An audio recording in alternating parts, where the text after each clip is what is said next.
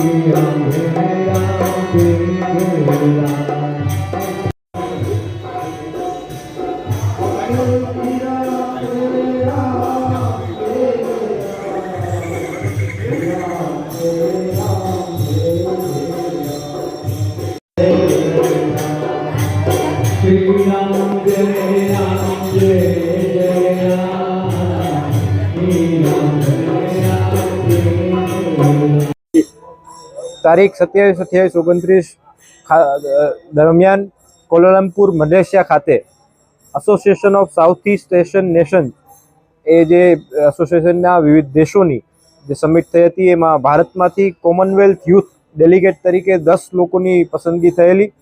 જે સમિટમાં ભાગ લેવા માટે એ 10 લોકોમાં મને પણ અવસર મળેલો, તે બદલ આજે જ્યારે સમિટ સમાપ્ત કરીને હું પાછો પ્રથમ વખત જામનગર આવ્યો છું ત્યારે મેં જામનગરની આસ્થાના કેન્દ્ર સમાન, જામનગરની ઓળખ સમાન બાલા હનુમાનજીના મંદિર ખાતે પ્રાર્થના કરી ભારતની આગામી સમયમાં ભારતના યુવાનો એ વિશ્વનું નેતૃત્વ કરવા જવાના છે, એમાં કોઈ શંકાને સ્થાન નથી।